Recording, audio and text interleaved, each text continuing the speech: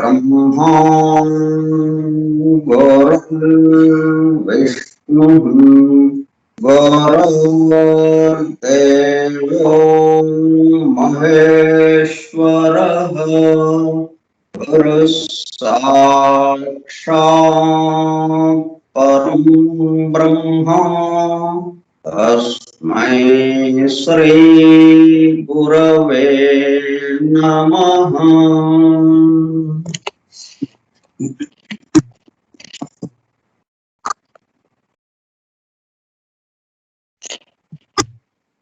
व्यासं वसिष्ठनप्तारं शक्तेः पौत्रमकल्मषम् पराशरात्मजं वन्दे सुकतातं तपोनिधिम् शुक्लाम्बरधरं विष्णुं शशिवर्णं चतुर्भुजं प्रसन्नवदनं ध्यायेत् सर्वविघ्नोपशान्तये। अगज आननपद्मार्कं गजाननमहर्निशम् अनेकदं तं भक्तानाम् एकदन्तमुपास्महे। वक्रतुण्डमहाकाय कोटिसूर्यसमप्रभ निर्विघ्नं कुरु मे देव सर्वकार्येषु सर्वदा। सरस्वती नमस्तुभ्यं वरदे कामरूपिणी विद्यारम्भं करिष्यामि सिद्धिर्भवतु मे सदा। ॐ भूर्भुवः स्वः ॐ तत्सवितुर्वरेण्यम् भर्गो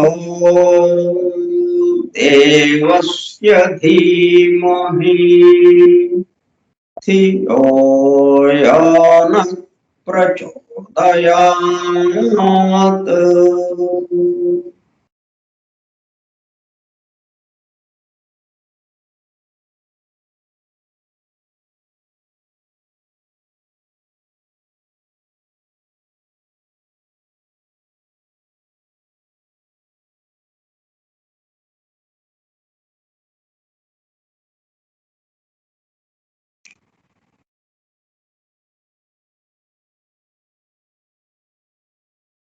వాసుదేవ. మారు ఓంకారం చేసినప్పుడు ఏం జరిగింది? మొదటిసారి ఓంకారము పరమ గురువులతో కూడిన మేడం హెలినా పెట్రోనా బ్లావెట్స్కీ స్మరించుకున్నాం. రెండో ఓంకారంతో చార్లెస్ వెబ్స్టర్ లెడ్బీటర్ స్మరించుకున్నాం. మూడో ఓంకారంతో మనం అధ్యయనం చేస్తున్న గ్రంథరాజం ఏదైతే ఉన్నదో ఆ గ్రంథాన్ని యొక్క రచయిత, ఆంధ్రీకరించిన వ్యక్తి శ్రీ గుంటూరు వెంకట సుబ్బారావు గారిని మనం స్మరించుకున్నట్టయిందన్నమాట. ఈ ముమ్మారు ఓంకారము, ముగ్గురు మహాపురుషుల్ని మనం స్మరించుకున్న వాళ్ళమయ్యారు. దాని ద్వారా వాళ్ళ గ్రంథాన్ని మనం ఏదైతే అధ్యయనం చేస్తున్నామో వాటికి సంబంధించిన విషయాలన్నీ మనలో మేల్కొనడానికి చాలా తేలిపోతుంది అన్నమాట. అంటే ఇక్కడ తెలుసుకోవడం కాదు, మేల్కొనటమే. తెలుసుకోవడానికి ఏం మనకు తెలియకపోతే కదా.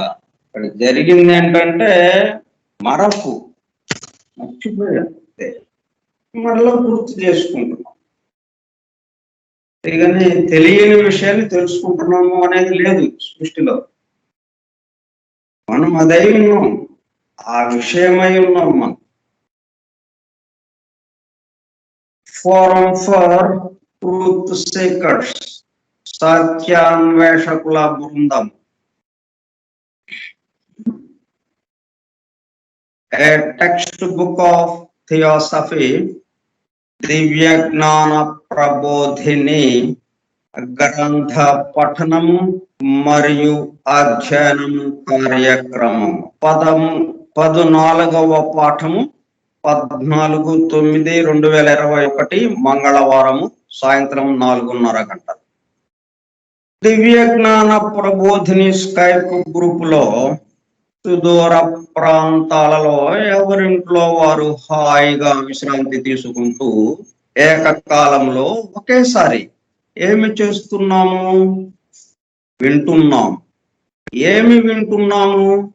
1888 సంవత్సరంలో, అనగా దాదాపు 133 సంవత్సరముల క్రితము, the synthesis of science, religion and philosophy, శాస్త్రము, మతము మరియు తాత్వికతల సమన్వయ రూపముగా పరమ గురువులు సమస్త మానవాళి ఆధ్యాత్మిక అభివృద్ధి కొరకు మేడం హెలినా పెట్రోనా బ్లావెట్స్కీ ద్వారా ప్రప్రథమముగా ప్రస్తుత సైంటిఫిక్ యుగములో భౌతికతలో కూరుకుపోయిన మానవాళిని భౌతికత నుండి ఆధ్యాత్మికత వైపుకు మరల్చడానికి, అలానే పూర్తిగా ఆధ్యాత్మికత వైపుకు రమ్మని వారి ఉద్దేశ్యము కాదు. అదే సమయంలో భౌతికత ఆధ్యాత్మికతల మధ్య సామరస్యము, సమతూకము, బ్యాలెన్స్ ను నిలపడానికి అందింపబడిన మ్యాగ్నమ్ ఓపస్, మహత్తర అద్భుత దివ్య జ్ఞాన గ్రంథము ద సీక్రెట్ డాక్ట్రిన్ కు గైడ్ బుక్ గా 1912లో, అనగా దాదాపు 108 సంవత్సరముల క్రితము చార్లెస్ వెబ్స్టర్ లెడ్బీటర్ దివ్య జ్ఞానము గురించి సామాన్య ప్రజానీకమునకు కూడా అర్థమయ్యే పద్ధతిలో రచించిన ఏ టెక్స్ట్ బుక్ ఆఫ్ థియాసఫీ ఆంగ్ల గ్రంథము ద థియోసాఫికల్ సొసైటీ అంతర్జాతీయ అధ్యక్షులుగా పనిచేసిన శ్రీ సి జనరాజదాస గారి ఆజ్ఞతో శ్రీ గుంటూరు వెంకట సుబ్బారావు గారిచే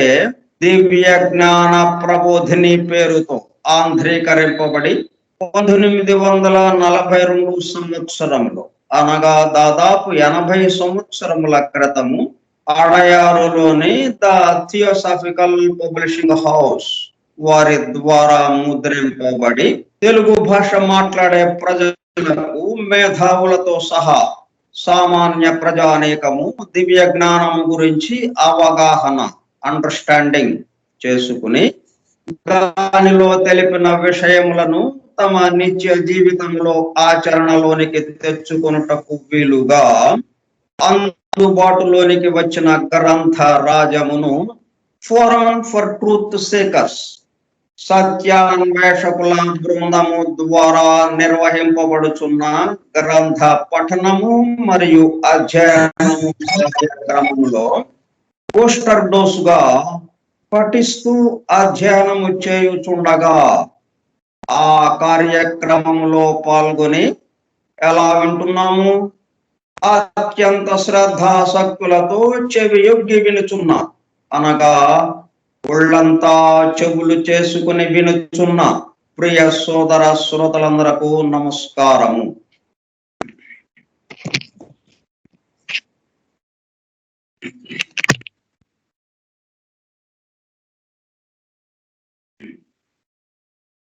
ఇప్పుడు 3 జీవ ప్రసారాల గురించి మనం చెప్పుకుంటున్నాం. ప్రథమ జీవ ప్రసారం అయింది, రెండో జీవ ప్రసారము జీవ పరిణామము చెప్పుకుంటున్నాము, మూడోది కూడా చెప్పుకోబోతున్నాము. ఆ మూడిటికి ప్రత్యేకగా ఇప్పుడు నేను చదివింది మొత్తం కూడా సరిపోతుంది అనమాట. మనకి ఈ విషయములన్నీ తెలుసుకోవడం ఎందుకు? అప్పుడప్పుడు ప్రశ్న వస్తుంటుంది, ఎందుకంటే ఇవన్నీ తెలుసుకోవడం? ఎందుకంటే మనం అందరం ఏం చేస్తున్నాం? ఉన్న విషయమును ఉన్నట్లు కాకుండా ఇంకో రకముగా అనుకుంటున్నాము. కాబట్టి లేకపోతే అసలు చెప్పుకోవాల్సిన పని ఉంది. అక్కడ చొక్కా ఉంది, చొక్కా కాదు ఇంకోటి అని చెప్తున్నాం. అక్కడ తాడు ఉంది, తాడు ఉంటే చీకట్లో తాడుని చూసి పాము అనుకున్నాము. దాంతో రకరకాల ఊహలు చేసాం. కాదు, అది తాడు మాత్రమే చెప్పుకోవాల్సి వచ్చింది. ఉన్నది తాడే. అక్కడ మనం అంతకు ముందు తాడే ఉంది. పాము అని మనం భావించినప్పుడు అక్కడ తాడే ఉంది, పాము లేదు. కానీ పాము అని భావించాం. అందుకని మనం చెప్పుకోవాల్సిన అవసరం ఏర్పడింది. ఈ సమస్త సృష్టి గురించి, మన చుట్టూ ఉన్న వాళ్ళ గురించి, మన గురించి అన్నిట్లోనూ మనం చిన్న పొరపాటు పడుతున్నాం. ఏమని ఉన్నది ఉన్నట్టు కాకుండా ఇంకో రకంగా మనం భావిస్తున్నాం. తాడుని తాడు కాకుండా పాములాగా భావిస్తున్నాం. అవి పాము కాదు నాయన, అది తాడు అని చెప్పి మనకి లైట్ వేసి చూపిస్తున్నారు. చూపించాల్సిన అవసరం ఏర్పడింది. లేకపోతే ఇంకా అక్కడ తాడే ఉంది, అందరూ తాడే అండి అంటున్నారు. ఇంకా తాడు గురించి మనం చెప్పాల్సిన పనే ఉంది? లేదు. ఉన్న విషయమును ఉన్నట్లు కాకుండా ఇంకో రకముగా అనుకుంటున్నాము. కాబట్టి భిన్నత్వంలో ఈ అనేకత్వంలో ఉన్న ఏకత్వమును దర్శించలేకపోతున్నాము. కాబట్టి తమాషా ఏమిటంటే భిన్నత్వము గురించి, అనేకత్వము గురించి మనకు ఎవరు చెప్పలేదు, పాఠాలు బోధించలేదు. కానీ పుడుతూనే లేని అనేకత్వంలోకి వచ్చాం. ఉన్న ఏకత్వం గురించి మాత్రం పాఠాలు బోధించవలసిన అవసరం ఏర్పడింది. ఇదంతా భిన్నత్వంగా వచ్చేస్తా ఉంది. అంతా కూడా అనేక రకాలుగా వచ్చేస్తా ఉంది, అనేక రకాలుగా ఉంది అని మనకి ఎవరు బోధించలేదు. మన కళ్ళు తెలుస్తూనే అనేకత్వం అని మనం నిర్ణయానికి వచ్చేసి, అంటే మరి మనోలోకంలో నుంచి కదా మనం దిగాం కిందకి. మనోలోకంలోనే ఆ డిఫరెన్షియేషన్ వచ్చేసింది. అది భౌతిక లోకంలో ఇలా ప్రతిఫలించింది. దాని గురించి ఎవరు మనకు బోధించలేదు. కానీ ఉన్న విషయం ఇది, ఇది ఉన్న విషయం ఇది. మీరు లేనిది ఉన్నదిగా భావిస్తున్నారు, మీరు పొరపాటు పడుతున్నారు, భ్రమలో ఉన్నారు, భ్రమ పడుతున్నారు. ఉన్న విషయం ఇది అని మనం పాఠాలు, కొన్ని వందల వేల పవిత్ర గ్రంథాలు, పాఠాలు, స్వామీజీలు, ఆశ్రమాలు, ఎన్నెన్ని ఎందరెందరో అవతారాలు తీసుకోవడం, రాముడు కృష్ణుడు లాంటి వాళ్ళ అవతారాలు తీసుకోవడం, ఎంతెంతో హంగామా జరుగుతా ఉంది.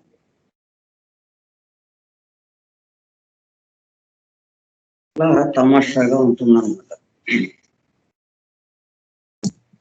సరే, మనం ఇప్పుడు మొదటి జీవ ప్రసారం అయిపోయింది. దివ్య జ్ఞాన ప్రబోధిని యోగి లెడ్బెటర్ గారు వ్రాసిన ద టెక్స్ట్ బుక్ ఆఫ్ థియోసఫీకి ఆంధ్రీకరణం గుంటూరు వెంకట సుబ్బారావు గారిచే ఆంధ్రీకరింపబడినది. అడయారు థియోసాఫికల్ పబ్లిషింగ్ హౌస్ వారిచే ప్రచురింపబడినది 1942 సంవత్సరం. తర్వాత ప్రథమ వాక్యం ఏమన్నది? ప్రారంభ వాక్యము. మనం ఈ గ్రంథము ప్రారంభించేటప్పుడు ఒక వాక్యము, గ్రంథము ముగించేటప్పుడు చివరి వాక్యము. ఈ రెండు వాక్యాలు మనం ప్రారంభ వాక్యం ఏమనుంది? ఆధునిక విజ్ఞానం యొక్క దృష్టి పథం నుండి తప్పిపోయిన తత్వదర్శనం ఒకటి నేటికి ఉన్నది. తప్పిపోయిన తత్వదర్శనం. ఇప్పుడు ఈ గ్రంథ పఠనము మరి అధ్యయనం చేసి ఈ గ్రంథము పూర్తి అయ్యేటప్పటికల్లా చివరి వాక్యం ఏం చెప్పుకోబోతున్నాం? తప్పిపోయిన తత్వదర్శనము దొరికినది, అనుభూతి చెందాము. ఆ క్రమంలో ఆ మార్గంలో మనం ఈ అధ్యయనం సాగుతున్నది. ఇప్పుడు మనం రెండో జీవ ప్రసారము అన్ని లోకాలని మానసిక లోకానికి వచ్చింది. మానసిక లోకంలో ఉత్తమ మానసిక లోకంలోకి వచ్చినప్పుడు అక్కడున్న రూపాలన్నిటికీ నిర్మించి, అదే ఎన్నో రకాల రూపాలను నిర్మించి వాటికి చైతన్యంగా మారి ఆ మొత్తాన్ని ఆక్రమించేసి అప్పుడు కిందకి నీచ మానసిక లోకానికి దిగింది. ఈ ఉత్తమ మానసిక లోకంలో ఉన్న ఆ జీవాలన్నిటిని, ఆ జీవ వర్గుని ఏమన్నాం అనమాట, ఖనిజ, మనకి భౌతిక వర్గు అని పేరు పెట్టారు దాన్ని, అంటే ఎలిమెంటల్ కింగ్డమ్. ఇవి మొత్తం 7గా విభజించారు ఈ కింగ్డమ్స్. ఈ వర్గులను 7 వర్గులుగా విభజించారు. 7 వర్గుల్లో ఒక్కొక్క లోకంలో ఒక్కొక్క చోట ఒక్కొక్క రకంగా అది తయారవుతూ వస్తుంది. ఉత్తమ మానసిక లోకంలో భౌతిక వర్గు, నీచ మానసిక లోకంలో సౌరాత్మ వర్గు, కామలోకంలో చంద్రాత్మ వర్గు. అక్కడికి 3 వర్గులు. ఇప్పుడు 4వ వర్గు ఖనిజ వర్గు. అది భూలోకానికి వచ్చేటప్పటికల్లా మనకి ఆకాశీయ తత్వ సంబంధమైనటువంటి ఈథర్తో తయారైన సూక్ష్మ లోకంలో అక్కడ ఖనిజ వర్గు ప్రారంభమైంది అనమాట. అయితే ఆ ఖనిజ వర్గు మనకి కంటికి కనపడనే ఇదిగా ఉంటుంది సూక్ష్మ రూపంలో. ఖనిజ వర్గులోని ఆకాశతత్వ స్వరూపంలో ప్రవేశించి వానికి చైతన్యం. ఖనిజ వర్గులో కూడా ఔషధలలోను జంతువులలోను వలె ప్రాణం, కానీ వానిలో ప్రాణమంత స్వేచ్ఛగా ఆవిష్కరణ స్థితిలో. ఖనిజ వర్గు పరిణామంలో కూడా నిధి వర్గు వలనే క్రింది వర్గులలోనికి దిగు ప్రయత్నం వల్ల జీవతరంగము ఆ ఆకాశతత్వ స్వరూపములతో తాదాత్మ్యం ఉంది. అక్కడ నుంచి ఖనిజములలో మన ఇంద్రియములకు గోచరించు స్థూల వస్తువులకు చైతన్యము కలిగించు. ఇప్పుడు మనకి తెలిసినటువంటి ఖనిజాలు భూమి లోపల మనకి ఏమేమైతే దొరుకుతున్నాయో వాటికి సంబంధించిన ఆ రూపాల్లోకి వచ్చిందనమాట. ఇప్పుడు ఖనిజ వర్గులో మనము సామాన్యముగా ఖనిజములు భూగర్భంలో పుట్టున్నవి అని పాశ్చాత్య భౌతిక శాస్త్ర పండితులకు అనేక రకముల సూక్ష్మ పదార్థములను కూడా చేరు. మనకి మానసిక లోకంలో రెండు రకాలుగా ఎలాగైతే వచ్చిందో, భౌతిక వర్గు సౌరాత్మ వర్గుగా 2గా వచ్చినాయి కదా, అట్లాగే ఈ ఖనిజ వర్గు కూడా 2 రకాలుగా వచ్చింది. ఒకటి ఆకాశతత్వ స్వరూపాలలో ప్రవేశించడం ఖనిజ వర్గు, అంటే సూక్ష్మ రూపం, మన కంటికి కనపడని సూక్ష్మ. ఆ తర్వాత మన కంటికి కనిపించి ఖనిజంలో ప్రవేశించడం. మనకేమాత్రమైనను తెలిసిన పదార్థం అంతయు ప్రాణము గలదియే, దానిలోనున్న జీవము నిరంతరము పరిణమించుచూ ఉన్నదియే. జీవము ఖనిజ వర్గులో మధ్యమ స్థానమునకు వచ్చేసరికి క్రిందికి దిగు ప్రయత్నము నిలిచిపో, అంటే అది డెస్టినేషన్ చేరిందనమాట. ఆ ట్రైన్ మద్రాసు నుంచి హైదరాబాద్ అని పెట్టారు. ఆ ట్రైన్ హైదరాబాద్ చేరిపోయింది. ఇంకా అక్కడి నుంచి మేము ముందుకు వెళ్ళడానికి లేదు. అది హైదరాబాద్ వరకే అన్నది లెక్క. స్థూలతర ప్రకృతిలోనికి దిగు ప్రయత్నము నిలిచిపోవు. దానికి బదులు పైకి లేవవలనన్న ఉద్దేశం అదొకటి. మళ్ళీ నెక్స్ట్ ఏంటి, సాయంత్రం ఉదయం ట్రైను హైదరాబాద్ వస్తే సాయంత్రానికో, లేకపోతే సాయంత్రం వస్తే మరునాడు ఉదయానికో మళ్ళీ ఎటు బయలుదేరుతుంది, మళ్ళీ వెనక్కి వచ్చిన చోటకి. ఎక్కడి నుంచి అయితే వచ్చిందో అది మద్రాసు నుంచి వచ్చింది కాబట్టి మళ్ళీ మద్రాసు వైపుకి బయలుదేరటం ప్రారంభిస్తుంది. అట్లాగే ఈ జీవతరంగం ఈ స్థూలతర ప్రకృతిలో నుంచి పూర్తిగా కిందకి దిగిన తర్వాత ఇప్పుడు పైకి లేవటం అనే పాయింట్ వచ్చింది. పైకి లేవటం ప్రారంభిస్తుంది. ఇంతటితో పైకి ఊపిరి పీల్చుట ఆగిపోయి ఊపిరి లోనికి పీల్చుట ప్రారంభమైంది. ఆయన యొక్క నిశ్వాసం కిందకి దిగిందనమాట. ఉచ్ఛ్వాసము మళ్ళీ పైకి ఆయనలోకి వెళ్ళటానికి ప్రారంభించబడింది. ఖనిజ వర్గులో పరిణామము పూర్తి అయిన తరువాత, ఇది నిన్నటి వరకు చెప్పుకున్నాము, ఇవాళ మళ్ళీ మన ప్రయాణం అంటే పైకి లేవవలననే ఉద్దేశం ఉంది కదా. అంటే మళ్ళీ బయలుదేరిన చోటు నుంచి చోటుకి వెళ్ళటానికి కోసం మళ్ళీ వెనక్కి బయలుదేరాం మనం. మనకు ఒక సర్కిల్లో చూపిస్తుంటారు ఈ విషయాన్ని మనకి. ఇది సర్కిల్ గా ఉండదు. ఇప్పుడు మనకి మద్రాసు నుంచి హైదరాబాద్ వచ్చాం, వరుసగా ఒక లైన్, ఒకే స్ట్రైట్ లైన్ గా ఉంటుంది. మధ్య మధ్యలో కొన్ని గ్రామాలు, పెద్ద పెద్ద టౌన్లు అవి తగులుతుంటాయి, మనకి స్టేషన్లు వస్తుంటాయి. ఇక్కడ నుంచి మళ్ళీ వెనక్కి బయలుదేరినప్పుడు మళ్ళీ ఆ స్టేషన్ గుండానే కదా మనం వెళ్ళేది. అయితే అక్కడ తమాషా ఏంటంటే, ఒక స్టేషన్ ఇటు వచ్చేటప్పుడేమో దిగువకు వెళుతున్న స్టేషన్ అనే ట్రైను అని చెప్తారు, ఇది ఎగువకు వెళ్తున్న ట్రైను అని చెప్తారు. మళ్ళీ అదే స్టేషన్ లో ఈ ట్రైన్ ని అంతకుముందు ఏమని చెప్పారు, దిగువకు వెళుతున్నా, మద్రాసు నుంచి హైదరాబాద్ వెళుతున్న ట్రైను ఫలానా ప్లాట్ఫామ్ మీద ఉన్నది అని చెప్తారు. ఇప్పుడు ఏం చెప్తారు, హైదరాబాద్ నుంచి మద్రాసు వెళుతున్న ఫలానా ట్రైన్ ఫలానా ప్లాట్ఫామ్ మీద ఉన్నది అని చెప్తారు. అదే స్టేషన్ లో ఒకటేమో ఇటని చెప్పారు, ఒకవైపు ఏమో అటని చెప్పారు. అంటే అప్పు ఒకవైపు డౌన్ అని. అయితే దీన్ని మనకి అర్థమయ్యేటట్టుగా చెప్పడం కోసం ఏం చేశారంటే, ఇట్లా రౌండ్ గా గీశారనమాట, వృత్తాకారంలో గీచి ఇవి 7 లోకాలుగా ఉన్నాయనుకున్నాం కదా. ఈ 7 లోకాలకి సంబంధించి ఆ 7 విభాగాలతో మనకి ఆ టాప్ లో నుంచి, ఆ బ్రహ్మలోకం నుంచి దిగువకి, టాప్ లోనేమో బ్రహ్మలోకం, అట్లా దిగువకి వచ్చినప్పుడు పూర్తిగా దిగువన ఉన్న దాన్ని భూలోకము అంటారు. ఈ మధ్యలో స్టేషన్లు అంటే తురియాత్మలోకము, బుద్ధిలోకము, మానసిక లోకము, కామలోకము, భౌతిక లోకము, ఇట్లా వీటిని దాటుకుంటూ వచ్చినది. మళ్ళీ ఇప్పుడు ఏంటి, ఇటువైపు మళ్ళీ కుడివైపుకి ప్రారంభించి కుడివైపును కూడా ఇవే స్టేషన్ అంటే ఇటువైపు చూపిస్తాం. నెక్స్ట్ భూలోకం నుంచి బయలుదేరి పైకి బయలుదేరాం కదా, అంతకుముందు కామలోకం నుంచి కిందకి దిగాం. ఇప్పుడు భూలోకం నుంచి కామలోకానికి పైకి వెళుతున్నాం. మళ్ళీ ఇదే కామలోకం వస్తుంది, మళ్ళీ ఇదే మానసిక లోకం వస్తుంది. అలాగే వస్తాయన్నమాట, అవే ఊళ్ళు వస్తాయి కాబట్టి. అట్లాగే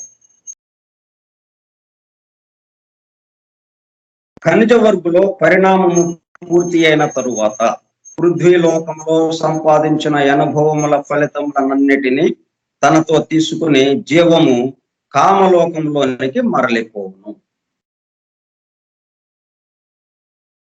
ఇట్లా జీవం తిరుగుతూ ఉంటుందన్నమాట, ట్రైన్ లాగా తిరుగుతూనే ఉంటుంది, ఇక్కడ ఆగదు.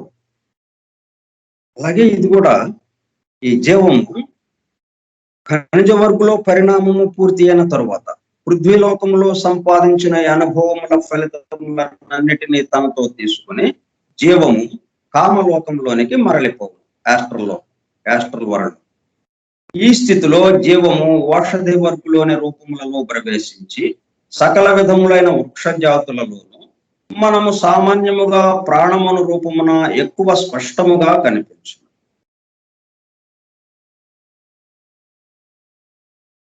వృక్ష జాతులకి వచ్చేసింది, వృక్ష జాతుల్లోకి వచ్చింది అనమాట. నెక్స్ట్ ఈ వికాసంలో తరువాత మరి ఒక వ్యవస్థలో జీవము ఔషధి వర్గును విడిచి జంతు వర్గులో ప్రవేశించు.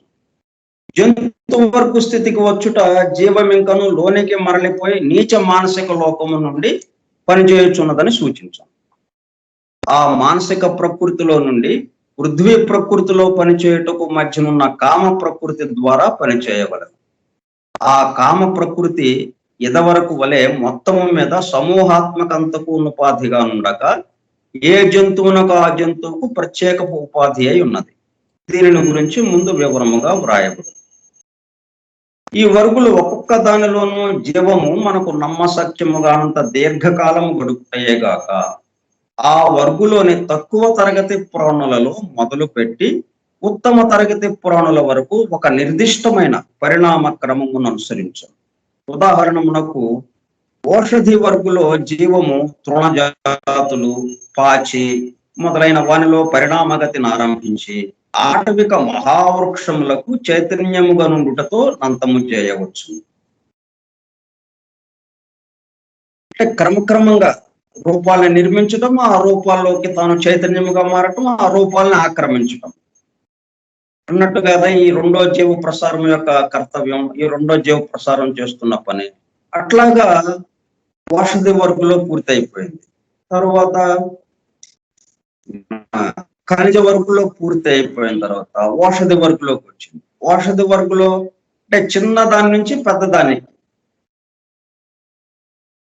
తక్కువ తరగతి ప్రాణులకు మొదలుపెట్టి ఉత్తమ తరగతి ప్రాణులకి పయనించటం, దాంతో మొత్తం పూర్తవుతుంది అన్నట్టు. తృణజాతులు, పాచి మొదలైన వానిలో పరిణామగతిని ఆరంభించి ఆటవిక మహావృక్షములకు, అడవుల్లో పెరిగే మహావృక్షాలు ఉంటాయి. మనకు అడయారులో ఎట్లాగైతే గ్రేట్ బనియన్ ట్రీ ఉందో అట్లా మహావృక్షములకు చైతన్యముగా నుండితో నంతము చేయవచ్చు. జంతు వర్గులో దోమలు లేక కండ్లు లేని చిన్న జంతువులలో ఆరంభించి మిక్కిలి చక్కని రకముకు చెందిన అంటే పిల్లలకు పాలిచ్చు జంతువులలో నంతము చేయవచ్చు. జంతు వర్గులోకి వచ్చడం ఈ గతి అంతయు తక్కువ జాతి రూపములలో నుంచి ఎక్కువ జాతి రూపములలోనికి, అసంకీర్ణ రూపములలో నుంచి సంకీర్ణ రూపములలోనికి ఎడలేని పరిణామం నిత్యము జరుగుతూనే ఉంటుంది నిరంతరం. అయితే పరిణమించున్నది ముఖ్యముగా జీవము గాని రూపము కాదు. కాలక్రమమున రూపములు కూడా పరిణమించి చక్కబడు. కానీ ఈ పరిణామము ఆ రూపములు అభివృద్ధి నొందుచున్న జీవ తరంగములకు ఉచితములైన ఉపాధులగుట కొరకే. జీవము జంతు వర్గులో పొందవలసిన ఉత్తమ అవస్థను పొందిన కొన్ని నియమములను అనుసరించి మనుష్య వర్గులో ప్రవేశించు. ఈ నియమములను ముందు వివరించుదాం. ఈ విధంగా జీవ ప్రసారం జరుగుతూ ఉంటుంది.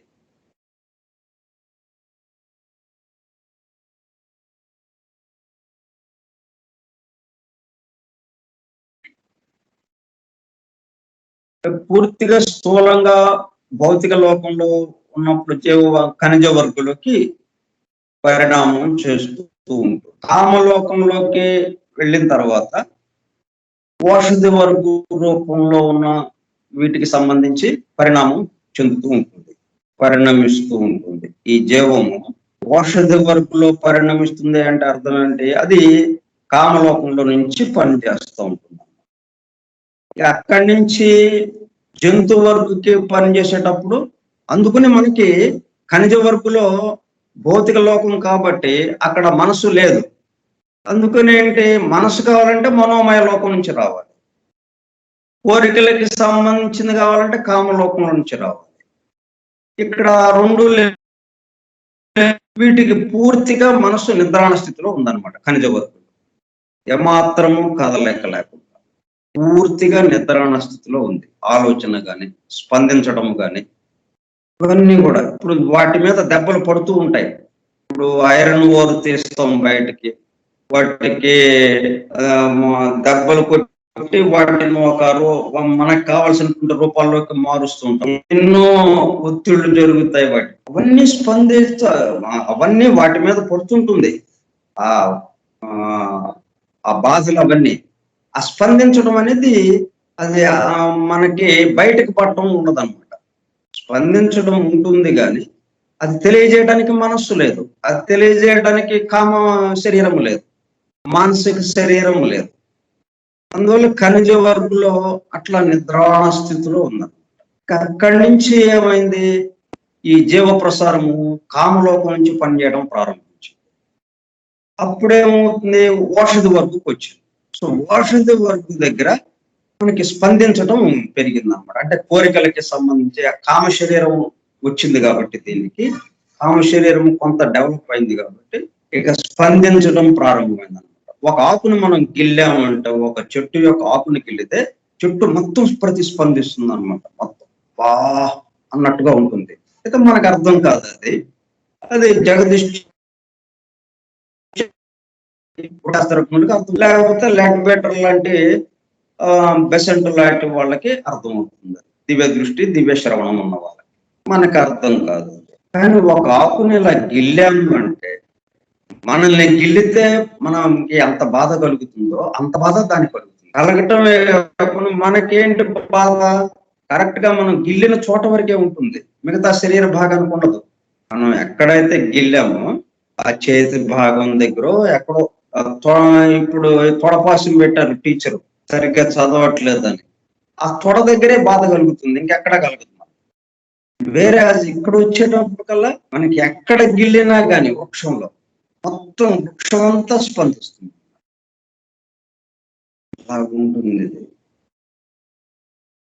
ఎందుకని వచ్చింది, ఆ కామ శరీరం వచ్చి అదే స్పందించి అది విడిగా మనకి చెప్పేంతగా ఇక మనస్సులో,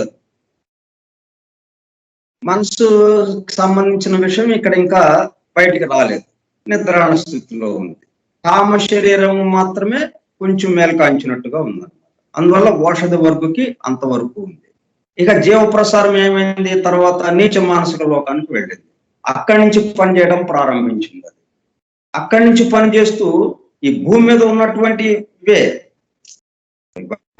మనకి మరి కామ శరీరం ఎలాగొచ్చింది, మానసిక శరీరం ఎలాగొచ్చింది, భూమి మీద ఉన్నాం కదా మనం. భూమి మీదే ఉండి ఈ కామ శరీరం పనిచేయటం ఎలాగుంది, మానసిక శరీరం ఎలా పనిచేస్తూ ఉంది, బుద్ధిమయ శరీరం ఎలాగ పనిచేస్తూ ఉంది మనకి. అంటే ఈ జీవ ప్రసారం అట్లా ఆయాలోకి వెళ్ళి అక్కడి నుంచి పనిచేసి మనకి కావాల్సింది ఇస్తుంది అనమాట. మనల్ని పరిణమిస్తూ ఉన్నది, మనల్ని పరిణమింపజేస్తూ ఉన్నది ఈ భూమి మీద ఉన్నటువంటి జీవజాలం. అందుకని అట్లా క్రమక్రమంగా, అందుకని మనకేంటి, ఖనిజ వర్గులో మనకి పూర్తిగా నిద్రాణ స్థితి, ఓషధి వర్గులో కొంతవరకు మేల్కాంచిన స్థితి, జంతు వర్గులో మరికొంత, ఎందుకంటే నీచ మానసిక లోకం నుంచి అది పనిచేసింది కాబట్టి.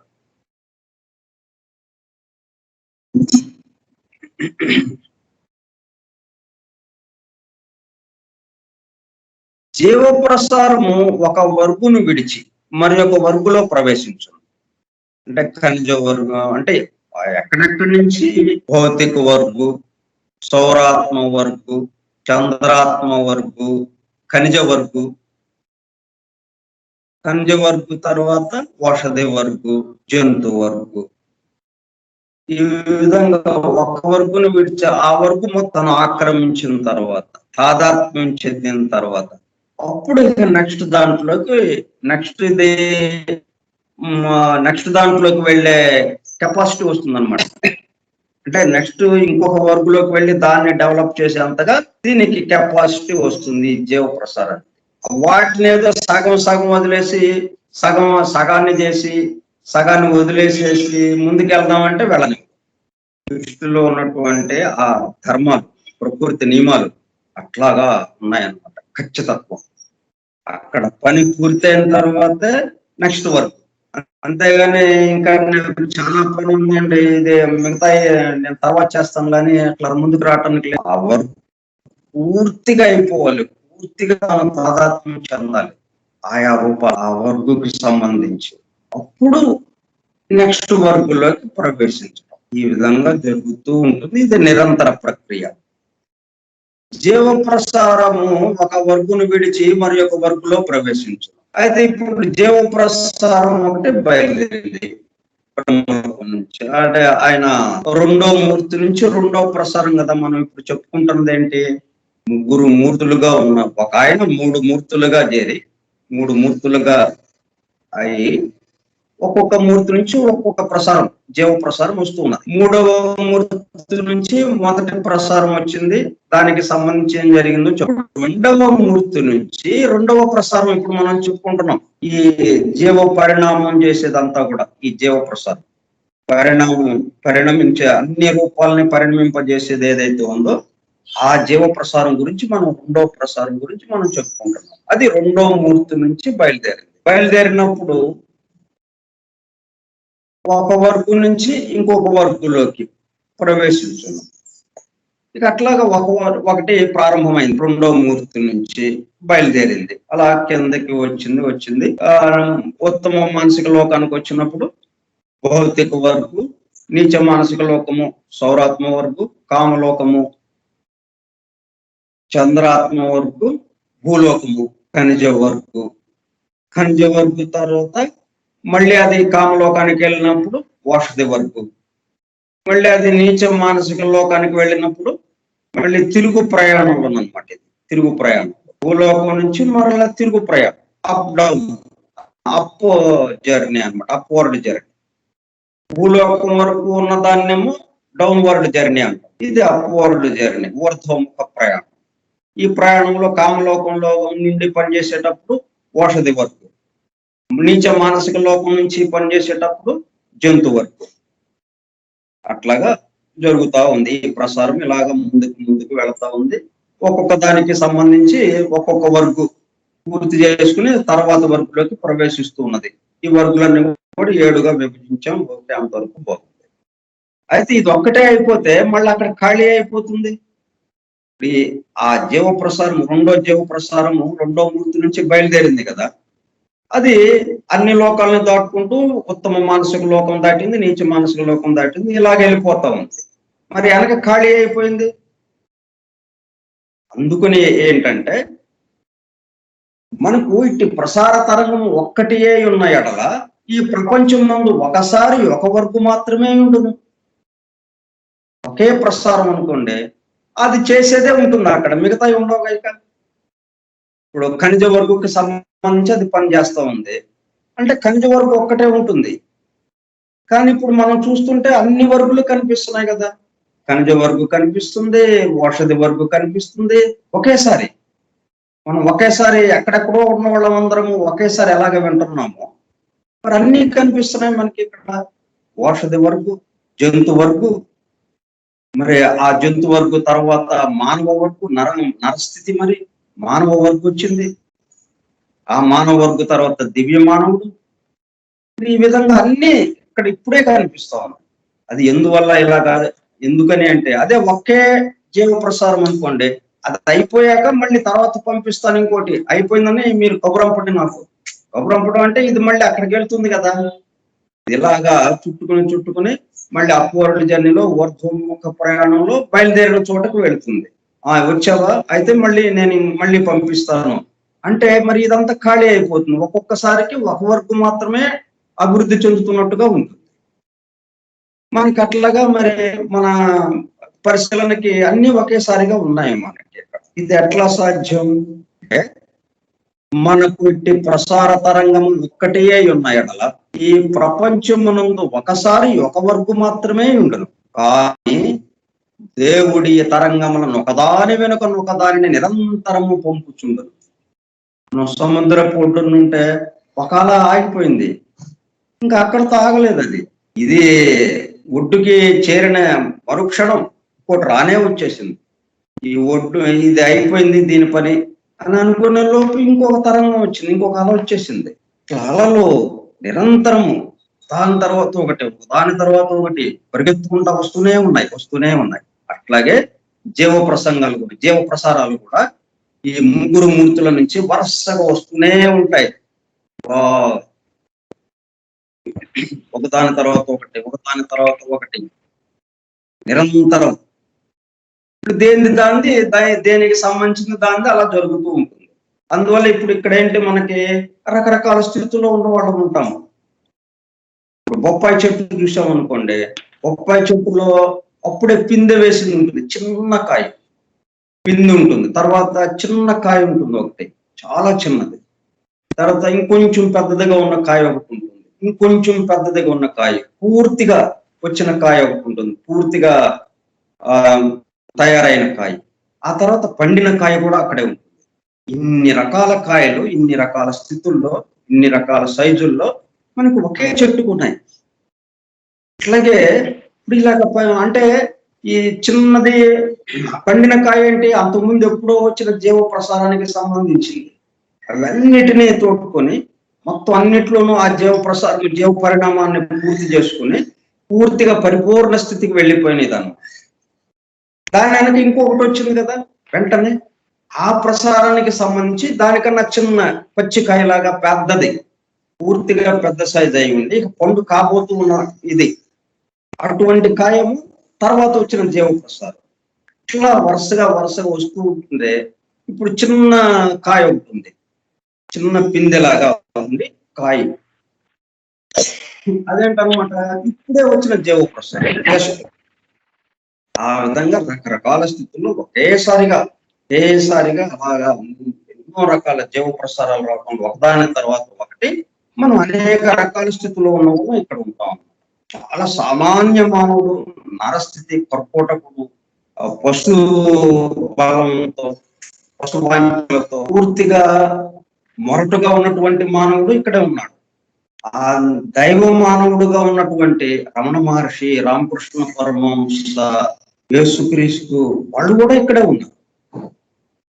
ఇలా జరుగుతుంది అన్నమాట. ఇందువల్ల ఇవి నిరంతరం వస్తున్నాయి. కాబట్టి అంతకు ముందు వచ్చిన జీవ ప్రసాదానికి సంబంధించిన వాళ్ళు అంటే మనకి నిన్న బస్సు ఎక్కారు వాళ్ళు, నిన్న బస్సు ఎక్కారు కాబట్టి వాళ్ళ దిగిపోయారు, వాళ్ళ పరిపూర్ణత్వానికి వచ్చేసారు, వాళ్ళ లక్ష్యాన్ని చేరారు వాళ్ళు. మనం ఇవాళ బస్సు ఎక్కుతున్నాం కాబట్టి మనం రేపు చేరతాం అక్కడికి. ఇట్లా వరుసగా వెళుతూనే ఉంటుంది అన్నమాట ఈ ప్రయాణం.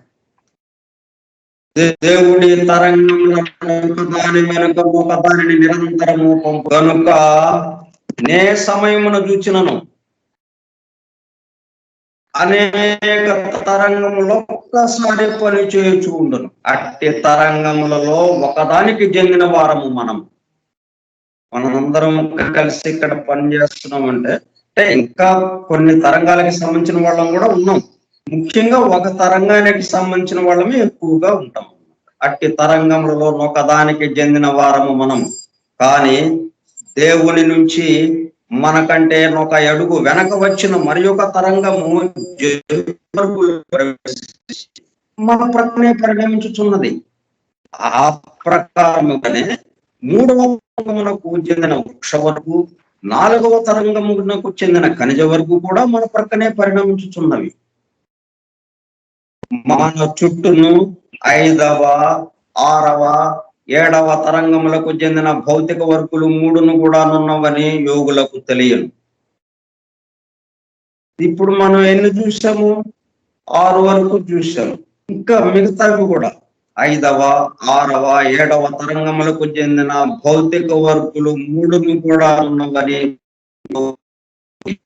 ఇవన్నీ దేవుని 2వ మూర్తి నుంచి వెలువడిన యొక్క మహాప్రసారంలో ఒకదాని వెనుక ఒకటిగా వచ్చు కెరటం.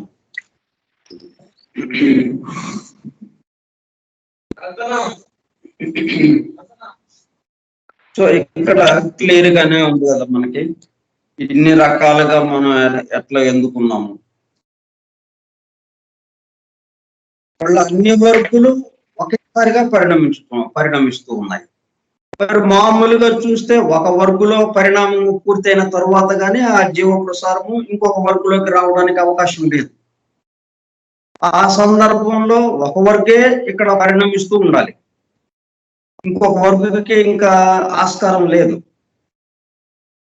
మరి అట్లాగా లేదు, మనకు అన్ని వర్గులు ఇక్కడ కనిపిస్తూ ఉన్నాయి. 7వ వర్గు కూడా కనిపిస్తూ ఉన్నది ఇక్కడ యోగులతో సహా. మనకి ఆ అత్యున్నతమైనటువంటి దైవ మానవుడు కూడా ఇక్కడే కనిపిస్తున్నాడు.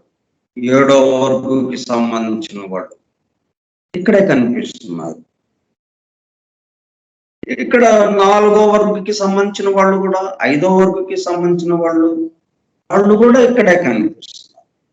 ఎందుకని అంటే అట్లా వరుసగా ఒక్కొక్క ప్రసారం ఒకదాని తర్వాత ఒకటి మనకు అలలు ఎలాగైతే వస్తున్నాయో సముద్రంలో అలాగా ప్రసారం వస్తూనే ఉన్నాయి. ఆ 2వ గ్రూప్ నుంచి నిరంతరము బయలువెడలుతూ ఉన్నాయి అన్నమాట ప్రసారం.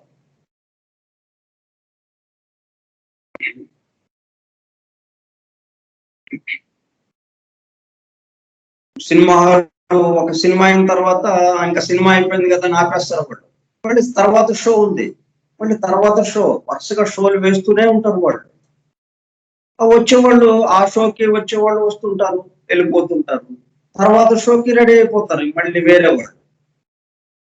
మొదటి షో చూసిన వాళ్ళే 2వ షో చూడటానికి కూర్చోరు కదా. అలాగే మొదటి ఆట చూడటానికి వచ్చారు, అయిపోయింది సినిమా అయిపోయింది, అక్కడే కూర్చుంటారు 2వ ఆట కూడా చూద్దామండి అని. కాదుగా, వాళ్ళు వెళ్ళిపోతారు. మళ్ళీ 2వ ఆటకి చూడటానికి జనం రెడీగా వెనక నిలబడి ఉంటారు క్యూలో, టికెట్ల దగ్గర, టికెట్ కౌంటర్ దగ్గర. వీళ్ళు ఎప్పుడు వెళ్ళిపోతారా, మనం ఎప్పుడు లోపలికి వెళ్దాం అన్నట్టుగా వాళ్ళు ఉంటారు. మనం ఇక్కడే ఉండిపోదాం అన్నట్టుగా వీళ్ళు ఉంటారు. వీళ్ళు ఎప్పుడు వెళ్ళిపోతారా అని బయట కూడా చూస్తూ ఉంటారు ఆ టికెట్ కౌంటర్ దగ్గర. కాబట్టి వరుసగా షోలు అలాగా వేస్తూనే ఉంటారు, చూడటానికి జనం వస్తూ ఉంటారు, వెళ్ళిపోతుంటారు. ఇట్లా ఈ పరిణామం జరుగుతూ ఉన్నది అనమాట. నిరంతరం మన చుట్టూనే జరుగుతూ ఉంది. ఇక్కడ విశేషం ఏంటంటే ఈ జీవ పరిణామము భూలోకం నుంచి కామలోకానికి ప్రయాణం చేసినప్పుడు అక్కడి నుంచి పనిచేస్తూ ఉండగా మనకి ఓషధి వరకు వచ్చింది. ఆ కామలోకం నుంచి నీచ మానసిక లోకానికి వెళ్ళినప్పుడు మనకి జంతు వరకు వచ్చింది. అంటే క్రమక్రమంగా మనకి ఆ మనసు, స్పందించే శక్తి, ఆ కామ శరీరము, మానసిక శరీరం కూడా డెవలప్ అవుతూ ఉన్నాయన్నమాట. ఎందుకంటే జీవ పరిణామం ఆ లోకం నుంచి పనిచేస్తుంది కాబట్టి, ఆ లోకానికి సంబంధించిన పదార్థం ఇక్కడికి వస్తుంది కాబట్టి భూలోకానికి, అక్కడి నుంచి మనకి పనిచేస్తూ ఉందన్నమాట.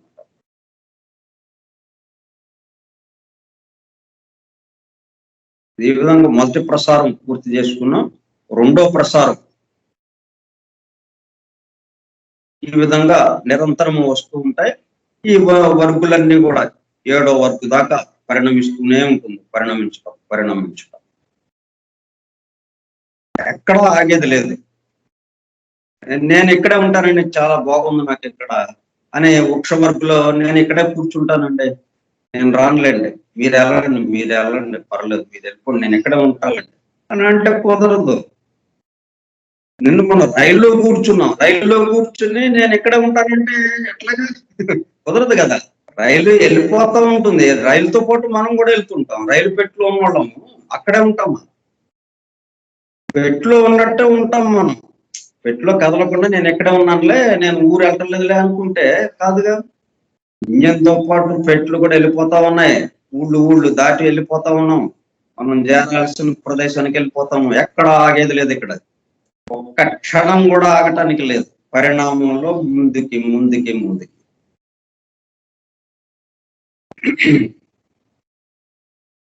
అందుకే మనం పుట్టినప్పటికి మరి ఇప్పటికి ఎంత తేడా వచ్చిందో చూడండి. ఈ విధంగా హఠాత్తుగా వచ్చిందా లేదు, క్రమక్రమంగా పుట్టిన దగ్గర నుంచి. మరి మనం ఫోటోలు తీస్తూ ఉంటాం చూడండి, చిన్నప్పటి నుంచి ఇప్పుడు ఫోటోలు. సంవత్సరం వయసు ఉన్నప్పుడు, 2వ సంవత్సరం వయసు ఉన్నప్పుడు, 4వ సంవత్సరం వయసు ఉన్నప్పుడు తేడా ఎంత అట్లాగా వచ్చేస్తుంది. హఠాత్తుగా రాలేదుగా. 1వ సంవత్సరానికి 2వ సంవత్సరానికి మధ్యన క్రమక్రమంగా మనకు తెలియకుండానే, మనకి గమనికలో లేకుండానే ఆ అభివృద్ధి, ఆ శరీరం, దేహం పెరగటం, దాంతో పాటు లోపల ఉన్నటువంటి ఆ జీవులు, ఆ జీవము అది కూడా డెవలప్ అవటం. ఈ విధంగా మనకి ఇక్కడ ఒక పరిణామ విధానము ఏర్పడి ఉన్నది. ఈ సృష్టి మొత్తం కూడా దేని మీద ఆధారపడి ఉందన్నమాట? పరిణామ విధానం. ఎందుకు ఇది? ఆయన యొక్క ఇచ్చ ఏమిటి? తాను పెక్కులు కావాలను అన్నాడు. పెక్కులు కావాలను అంటే దాంట్లోనే పెక్కులుగా అయ్యి అప్పుడు ఏకత్వాన్ని దర్శించి అందరూ ఒకరినొకళ్ళు ప్రేమించుకుంటూ పరస్పర సహకారంతో అందరిలోనూ ఒకరినే గమనిస్తూ అంతర్యామిని ఈ మొత్తానికి ఆధారమైన ఎవడో, ఈ మొత్తంలో వ్యాపించినవాడు, సర్వవ్యాపి, సర్వశక్తిమంతుడు, సర్వజ్ఞుడు ఎవరైతే ఉన్నారో వాణ్ణి దర్శిస్తూ ఇక్కడ ఆనందంగా గడపాలి ఈ అనేకత్వంలో అన్నది ఆయన యొక్క కోరిక. మరి అట్లా జరగాలంటే ముందు అనేకులు కావాలి. ఉన్నది ఒకటి కాస్త అనేకం కావాలి. అనేకము కావడానికి దిగువ ప్రయాణం. భూలోకానికి వస్తే అక్కడ అనేకం అవటం జరిగింది. ఈ అనేకం అయిన తర్వాత దీంట్లో ఏకత్వాన్ని దర్శించడం ఎలాగా అంటే, ఇప్పుడు మళ్ళీ ఖనిజ వర్గు నుంచి వృక్ష వర్గు క్రమక్రమంగా అనమాట కొంచెం కొంచెం డెవలప్ చేస్తూ నరస్థితికి తీసుకొచ్చి అక్కడి నుంచి దివ్య మానవుడుగా తీసుకొచ్చి అట్లాగా నెమ్మదిగా అతని యొక్క మనస్సు, కామ శరీరం, మనస్సు, బుద్ధి ఇవన్నీ కూడా డెవలప్ చేస్తూ పరిణమిస్తూ ఇప్పుడు ఈ మొత్తాన్ని దర్శించే పద్ధతిలోకి రావటం నెమ్మదిగా. ఇది పరిణామం. దీన్ని పరిణామము అన్నాం అన్నమాట. మొత్తం కలిపి పరిణామము, ఒక పరిణామ విధానము ఏర్పడి ఉన్నది. ఇది మొట్టమొదటిసారిగా మనకి ఈ సీక్రెట్ డాక్టర్ వచ్చిన తర్వాత మనకి అర్థమైన విషయంలో నెంబర్ 1 లా ఆఫ్ ఎవల్యూషన్, పరిణామ విధానం. అంతకుముందు లేదా అంటే ఉంది, తెలియకుండా ఉంది. అది వేరే వేరే మాటల్లో ఉంది. ఎవరెవరు ఏయో కథల్లో చెప్పుకున్నారు, పొడుపు కథలుగా ఉన్నాయి, ఎవరికి అర్థం కాని రీతిలో ఉన్నాయి. కానీ ఒక క్రమ పద్ధతిలో సైంటిఫిక్ గా, శాస్త్రీయముగా ఈ మతము తాత్వికతలకి సమన్వయ రూపంగా తీసుకొచ్చారు. దీంట్లో నెంబర్ 1 లా ఆఫ్ ఎవల్యూషన్, పరిణామ విధానము ఏర్పడి ఉన్నది.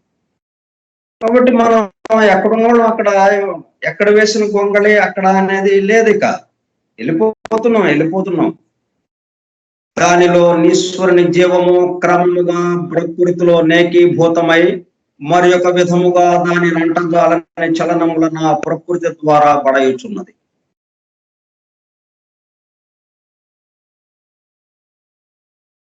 ఇక్కడ ఇంకొకటి ఏంటంటే మనకి రూపము, జీవము ఇట్లా 2 విభాగాలుగా చేసుకోవాల్సిన విధానం వచ్చింది.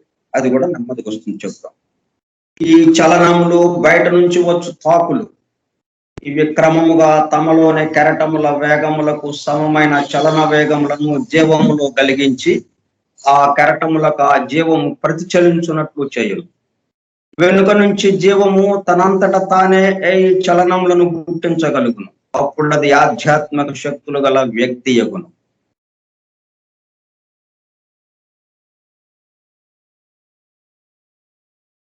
ఇప్పుడు ఈ జీవము, రెండో జీవం ఏమవుతా ఉంది? జంతు వరకు దాకా వచ్చి అట్లాగా ఆగిపోయింది అన్నమాట. జంతు వరకు దాకా వచ్చి ఈ చలనములు బయట నుంచి వచ్చు తాకులు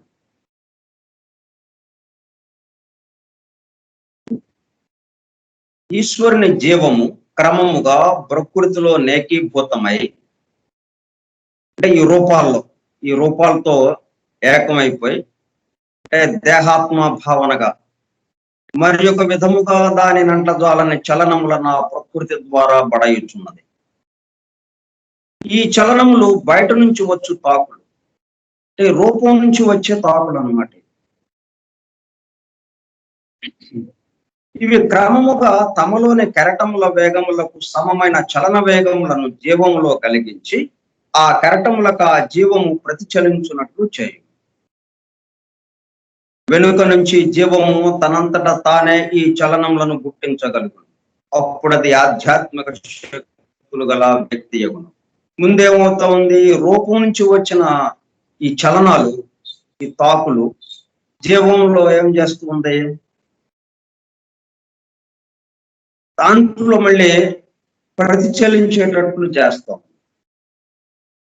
అప్పుడు ఆ జీవంలో కదలికలు వచ్చేసి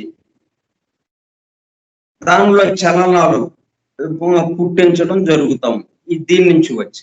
ఇక క్రమక్రమంగా చలనాలని తానే పుట్టించేంతగా జీవం పెరుగుదల వచ్చిందన్నమాట. జీవము ఎదుగుదల వచ్చింది. అంటే ప్రతిదీ మనం పరిణమించటం, అభివృద్ధి చెందటం, ముందు ప్రతిస్పందించడం ద్వారా అది పనిచేయటం ప్రారంభించింది జీవం లోపల.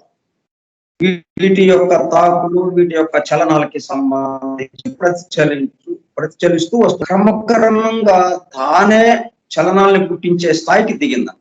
దిగి తాను ఈ రూపాన్ని తనలోకి తీసుకుంటా ఉందన్నమాట. రూపం ఇప్పుడు దాకా ఏంటి, రూపము చెప్పినట్టు జీవము వినాల్సిన పరిస్థితిగా ఉంది.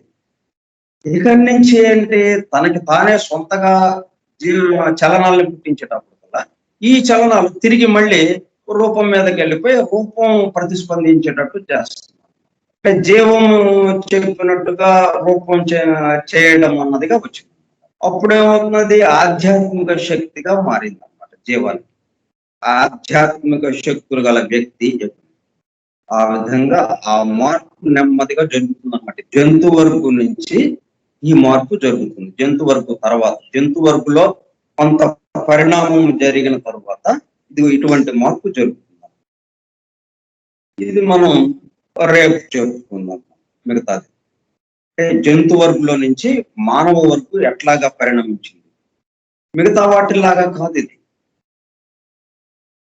ఇప్పుడు వరకు జరిగిన పరిణామము ఒక ఎత్తు అయితే, ఇప్పుడు నుంచి జంతు వర్గు నుంచి మానవ వర్గుకి జరిగే పరిణామము ఒక ఎత్తుగా ఉంటుంది అన్నమాట. ఇంకొక పద్ధతిలో కొంచెం పద్ధతి మారుతుంది. అది మనం రేపు చెప్పుకుందాం. ఈ 3 ప్రసారాలు కనుక మనకి ఒక క్లారిటీ వస్తే, ఒక స్పష్టమైన అవగాహన వస్తే, 3 ప్రసారాలు ఎక్కడే ఉన్నాయి మనకి ఒకే ఏకకాలంలో. అప్పుడు దివ్య జ్ఞానము, సీక్రెట్ డాక్టర్ము, డివైన్ ప్లాన్, ఏదైనా కానీ థియోసాఫీకి సంబంధించి ఏ గ్రంథం తీసుకున్నా మీరు, పవెల్ రాశాడు అన్ని బాడీస్ గురించి, physical body, etheric body, astral body, mental body, causal body, ఇట్లా ఒక్కొక్కటి 500-600 పేజీలు పుస్తకం. ఎంత వివరంగా రాశాడు. అంటే పవర్ చేసిన పని ఏంటి, థియోసాఫీకి సంబంధించినటువంటి గ్రంథాలన్నిటిని సేకరించి ఒక చోట కూర్చాడు.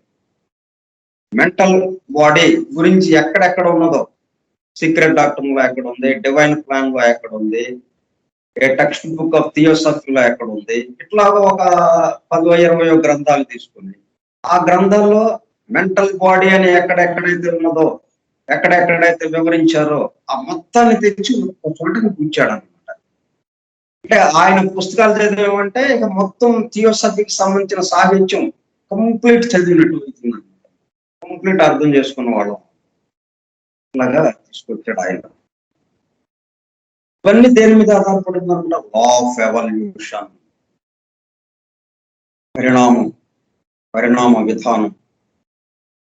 ఇది మనకు అర్థమైపోతే ఇక అప్పుడు నెక్స్ట్ లా ఆఫ్ కర్మ అని కానీ, రీఇన్కార్నేషన్ కానీ, ఆఫ్టర్ డెత్ స్టేట్స్ కానీ, ఇవన్నీ చాలా ఈజీ అయిపోతుంది. బేసికల్ గా ఫౌండేషన్ గా ఇది ఉందన్నమాట లా ఆఫ్ ఎవల్యూషన్. ఇదే మనకి సుపర్ణ సూక్తంలో కూడా ఉంది. సుపర్ణ సూక్తము ప్రథమ మంత్రము దీన్నే చెప్పుకుంటా వచ్చారు. అది కూడా తర్వాత చెప్పుకుందాం. స్వస్తి ప్రజాభ్యః పరిపాలయంతాం న్యాయేన మార్గేణ మహీషాః ఓ బ్రాహ్మణేభ్యః సుఖమస్తు నిత్యం లోకాః సమస్తాః సుఖినో భవంతు. లోకాః సమస్తాః సుఖినో భవంతు. లోకాః సమస్తాః సుఖినో భవంతు. ఓం శాంతి శాంతి శాంతి.